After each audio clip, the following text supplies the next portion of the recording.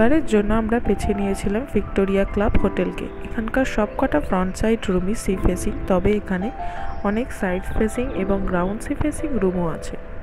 তবে বলা বাহুল্য, পুরীতে হোমস্টে থেকে শুরু করে প্রায় সব রকম বাজেটেরই রুম আছে। তবে এবারের ট্রিপটা একটু অন্যরকম ছিল আমাদের কাছে, তাই আমরা এই হোটেলকে চুজ করেছিলাম।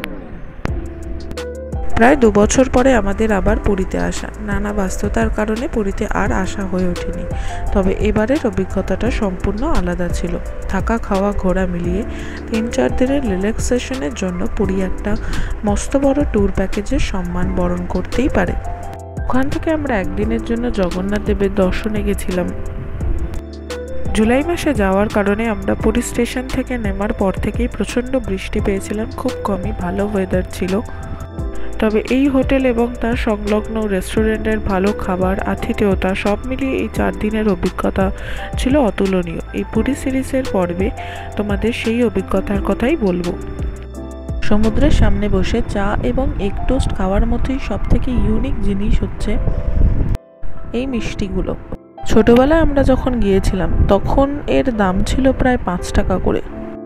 সব রকমের মিষ্টির মধ্যে সবচেয়ে প্রিয় বলতে আমার লেগেছিল মদনমোহন এবং ছানা পোড়াটা। যথারীতি সেটাই বেশি করে খেয়েছিলাম। আমরা পুরী গেলে কোনটা তোমাদের সবচেয়ে বেশি ফেভারিট কখনো কমেন্টে জানিও। আমার তো সব থেকে বেশি টেস্টি ছানা পোড়াটাই লেগেছিল।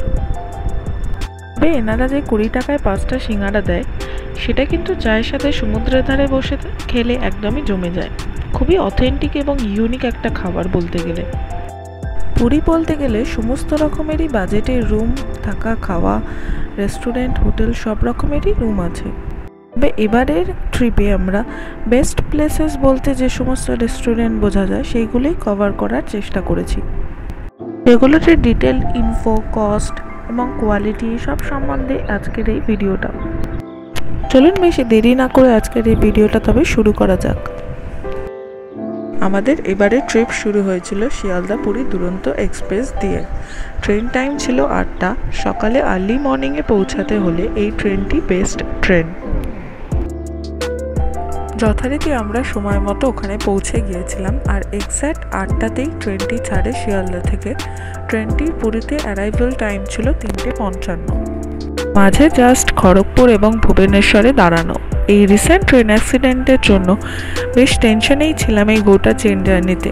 তবুও সব ভয়ের মাঝেই আনন্দটা বরাবরই থাকে, তাই আলতো ঘুম দিয়েই কাটিয়ে দিয়েছিলাম কয়েকটা সময়। দুরন্তে আমরা বলে রাখি 3rd ক্লাস বুক করেছিলাম, যার ভাড়া পড়েছিল মাথাপিছু 1200 করে। আমাদের ট্রেন লেট করেছিল 1 ঘন্টা মতো, তাই আমরা ভোর 5টার সময় স্টেশনে পৌঁছালাম।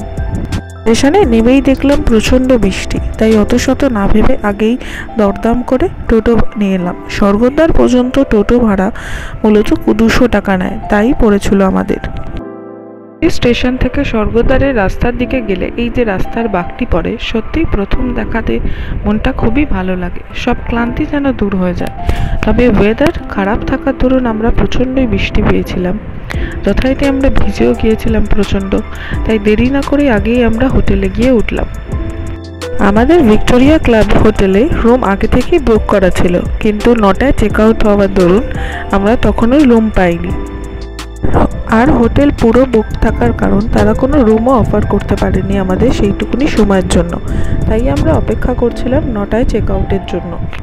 যারা পুরীতে গিয়ে এই হোটেলে থাকোনি কোনোদিন বা এই হোটেলের এক্সপিরিয়েন্স নাওনি, তাদেরকে বলবো তোমরা সুযোগ পেলে বা সময় হলে এই হোটেলটা অনায়াসেই চুজ করতে পারো। এটা ছিল হোটেলটার রিসেপশন এরিয়া। এবার আসি রুমের কথায়। 3 দিনের জন্য রুম আমরা একেবারে বুক করতে পারিনি। হোটেলটার সব সিজনেই খুব রাশ থাকে, তাই জন্য আমরা থেকে থেকে বুক করেছিলাম। এই রুমটি আমরা নিয়েছিলাম 1 দিনের জন্য, যার ভাড়া পড়েছিল 3500। এটা কোনো ফেসিং রুম নয়, এটা হচ্ছে ব্যাক এন্ডের রুম। যথারীতি সমস্ত ইকুইপমেন্টসই ছিল ঘরে যা যা থাকে বা একটা হোটেলে যেরকম থাকার কথা। আর রুমটা খুবই পরিষ্কার ছিল আর অনেকটাই বড় রুম ছিল, তাই আমাদের সি ফেসিং না হলেও থাকতে অসুবিধা হয়নি। একটা জরুরি ইনফরমেশন দিয়ে দিই হোটেলটার জন্য। যখন তোমরা হোটেলটা ওদের ওয়েবসাইট থেকে বুক করতে যাবে, তখন দেখবে ওদের ওয়েবসাইটে 3 রকমের রুম আছে, রয়্যাল, প্রিমিয়াম আর একটা ডিলাক্স। আমি যদি বলি তোমরা রয়্যাল আর প্রিমিয়ামের রুমগুলোই বুক করতে পারো। ডিলাক্স রুমটা খুবই অতটা পরিষ্কারও ছিল না, আর প্রচণ্ডই দমবন্ধকর ছোট রুম ছিল তুলনামূলকভাবে। বাজেটের দিক থেকে ভেবে দেখলে রুমগুলোর রেট স্টার্ট হতো 3050 থেকে, এবং যেগুলো ডিলাক্সের বাইরে ছিল সেগুলো 3250 থেকে। সাইডের যে রুমগুলো আছে সবকটাই সাইড সি ফেসিং বা সি ফেসিং, এই রুমগুলোই বা এই বিল্ডিংয়ের সমস্ত রুম বুক করতে পারো তোমরা।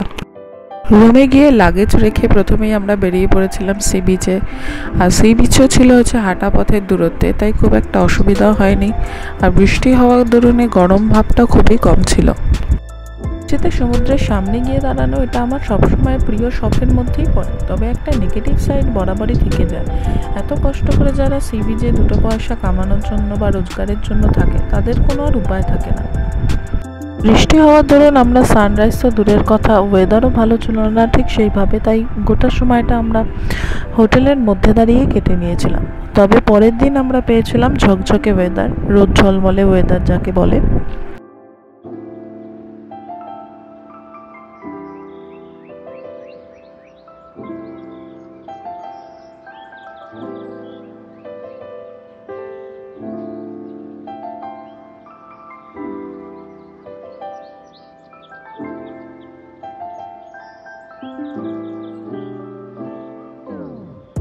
ওয়েদার খারাপ থাকার কারণে সি বিচে অত লোকের সমাগমও ছিল না। রোজকার জীবনের একঘেয়েমি থেকে যদি 2-4 দিন ফাঁকা পাওয়া যায়, আর সেই সুযোগটা যদি সমুদ্র দেখার মধ্যে দিয়ে যায়, তবে বেশ ভালোই লাগে। কিন্তু বরাবরই প্রচুরই লোকের সমাগম থাকে। আরে গিয়ে যেটা উপভোগ করলাম যে পুরীতে আসার বেস্ট সময় হচ্ছে শীতকাল।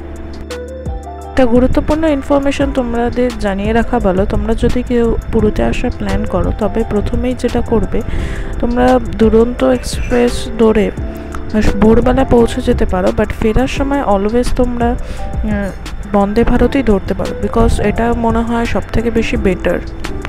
এই হলো স্বর্গদ্বারের কাছে জগন্নাথ দেবের মন্দির, প্রথম জগন্নাথ দর্শন আমাদের। এর জন্য আমরা কিছুটা এগিয়ে ধোসা অর্ডার করেছিলাম একটা রেস্টুরেন্ট থেকে। ভোরবেলা পৌঁছানোর কারণ দোকানপত্র কিছু খোলা ছিল না, তাই এই রেস্টুরেন্ট থেকেই খাবার অর্ডার করেছিলাম। এটি ছিল সামনের এথনিক ভিলেজের পাশের একটি রেস্টুরেন্ট। রাতের বেলা আমরা হোটেলের রেস্টুরেন্ট থেকেই খাবার অর্ডার করেছিলাম, এবং খাবারটা প্রচণ্ডই সুস্বাদুকর ছিল। খাবারের মধ্যে ছিল ভাত, আলু পোস্ত, ডাল আর একটা ডিমের কষা। সব মিলিয়ে প্রাইস পড়েছিল প্রায় 720 মতো। খাবারটা খুবই টেস্টি ছিল এবং কোয়ান্টিটিও দুজনের জন্য খুবই ভালো। সন্ধ্যেবেলা আমরা গিয়েছিলাম বিচের সামনে যে মার্কেটগুলো থাকে সেখানে ঘুরতে, এবং পুরীর সামনে সমুদ্রের সামনে বসতে। পুরী জায়গাটা এতটাই সুন্দর লাগে যে সকালবেলার একরকম সৌন্দর্য, আবার রাত্রিবেলার একরকম সৌন্দর্য, তার মাঝে সন্ধ্যেবেলারও একটা অপূর্ব সৌন্দর্য থাকে। সব থেকে সুন্দর সময়টা এই সময়টা, যখন সূর্যটা অস্ত যায় আর তার সাথে সাথে সন্ধেবেলার আকাশটা দেখা যায়। সব থেকে ফেভারিট বলতে গেলে সমুদ্রের ধারে বসার এই সময়টা হচ্ছে এক রকমের একদমই পারফেক্ট সময়। সাথে এখানে সেই সময়টা প্রচণ্ড হাওয়াও থাকে। কথায় বলতে গেলে গরম ম্যাগি, চা বা ডিম টোস্ট নিয়ে সমুদ্র উপভোগ করার এটা হচ্ছে একটা বেস্ট সময়। 2-3 ঘন্টা সমুদ্রের ধারে বসে আবার চললাম স্বর্গদ্বারের পিছনের মার্কেটে, যে রাস্তাটা বেসিক্যালি ভারত সেবাশ্রমের দিকে চলে গেছে। পুরীতে এসেছি আর খাজা নিয়ে যাব না ফেরার সময়, সে ভাবনা মাথায় আনাটাও দুষ্কর, তাই চলে গেলাম একটু খাজার দোকানে। ছোটোবেলায় যখন যেতাম তখন কাকাতুয়া দোকানটা ছিল, তাই ওখান থেকেই সমস্ত খাজা কিনতাম আমরা, এবং বরাবরই সেই দোকানটা খুবই ভালো ছিল। বাট এখন খাজা কিনে নৃসঙ্গ সুইটস বলে যে দোকানটা থেকে, আগের বছরও আমরা এখান থেকেই খাজা কিনে নিয়ে গেছিলাম। এই নৃসিংহ সুইটসেরও প্রচুর ডুপ্লিকেট বেরিয়ে গেছে, তাই তোমরা যখন কিনতে যাবে তখন মেন দোকানটা থেকেই জিনিসটা কিনো। সংলগ্ন শান্ত নিরিবিলি বিচ বলতে যেটি তৈরি হয়েছে, যা গোল্ডেন ব্লিচ বা ব্লু ফ্ল্যাগ বিচ নামে পরিচিত, প্রবেশ মূল্য 20 টাকা। তার একটা এক্সটেনশন বিচও আছে, নাম রাখা হয়েছে নীলাদ্রি বিচ। খুব শান্ত পরিবেশে কোলাহল এড়িয়ে যদি সমুদ্র উপভোগ করতে চাও, তবে এই সি বিচটি সত্যিই যথোপযুক্ত। বিচটা মি ফেয়ারের সংলগ্ন, এখানে বসার জন্য চেয়ারেরও ব্যবস্থা আছে।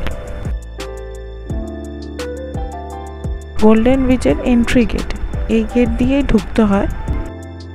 এখানে নতুন আশেপাশে অনেক ক্যাফে এবং কুকিজেরও দোকান করেছে। রিসেন্ট যেটা ক্যাফে আছে সেটার নাম ক্যাফে কুকিজ। জনসমাগম এড়ানোর জন্য এই বিচটা কিন্তু একদমই পারফেক্ট। এখানে বসে অনেকটা সময় কাটানো যায়। তাই ডিনারের জন্য আমরা বেছে নিয়েছিলাম 16 আনা বাঙালি রেস্টুরেন্টকে। স্বর্গদ্বারের কাছেই এই রেস্টুরেন্টটি। আমাদের রাতের মেনুতে ছিল গরম ভাত, শুক্তো আর মুরগির মাংস। গোটা পুরী এলাকার মধ্যে এটি একটি বেস্ট রেস্টুরেন্ট বাঙালি খাবার হিসেবে। গোল্ডেন সি বিচের অভিজ্ঞতা এবং পাখি রেস্টুরেন্টের অভিজ্ঞতা নিয়ে আমাদের পরের ভিডিওটা। যদি ভালো লেগে থাকে ভিডিওটা লাইক শেয়ার করে দিও আর পারলে কমেন্টে জানিও।